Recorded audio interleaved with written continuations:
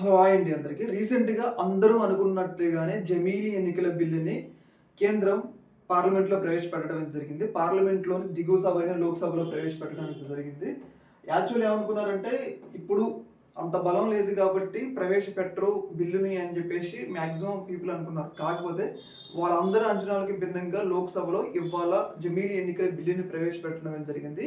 ఈ జమీలీ ఎన్నికల బిల్లుని ప్రవేశపెట్టి కొన్ని రాజ్యాంగ సవరణలు అలాగే కొన్ని చట్టబద్ధమైన సవరణల్లో ఎన్నికలు నిర్వహించాలంటే చాలా అవసరం కాబట్టి ఎందుకంటే ఇప్పుడు ఒక రాష్ట్రంలో ప్రభుత్వం పడిపోయినప్పుడు ఎలాంటి నిర్ణయాలు తీసుకోవాలి, ప్రభుత్వాన్ని కొనసాగించాలా లేకపోతే మళ్ళీ ఎన్నికలు నిర్వహించాలా అని చెప్పేసి రకరకాలుగా ఆ జమీలీ ఎన్నికల్లో చట్టం రూపొందించాలి కాబట్టి ఆ బిల్లులో వివరణలు అవన్నీ చర్చించేందుకు ఈరోజు లోక్సభలో బిల్లుని అయితే ప్రవేశపెట్టడం జరిగింది.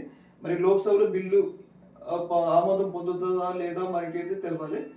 ఏదేమైనా గానీ మనం అనుకున్నట్లుగానే చాలా త్వరగా ఎన్నికలు పెట్టడానికైతే ప్రభుత్వం భావిస్తుంది. ఎందుకంటే వీళ్ళ యొక్క స్పీడ్ చూస్తుంటే, వీళ్ళ యొక్క అడుగులు వేస్తున్న తీరు చూస్తుంటే వీళ్ళు 2029 వరకు ఆగరు అని చెప్పేసి డౌట్‌లయితే వస్తున్నాయి. ఎందుకంటే 2029 వరకు ఆగేవాళ్ళు అయితే ఇప్పుడు 2024లోనే జమిలీ ఎన్నికల బిల్లు ప్రవేశపెట్టారు కదా! ఎందుకంటే అక్కడికి దాదాపు 5 సంవత్సరాలు ఉంది.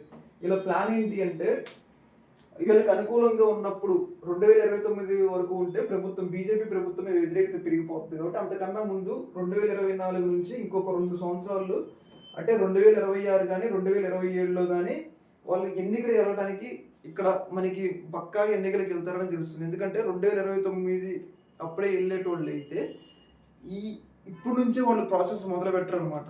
ఫ్రాంక్‌గా పెట్టుకోవాలంటే 2029 అంటే 2026, 2027 నుంచి ప్రాసెస్ మొదలు పెడతారు. కాకపోతే వాళ్ళు ఇప్పుడే బిల్లు ప్రవేశపెట్టారంటే మనకి తెలియవస్తుంది ఏంటంటే 2027లో ఎన్నికలు పక్కా అయితే తెలుస్తా ఉంది.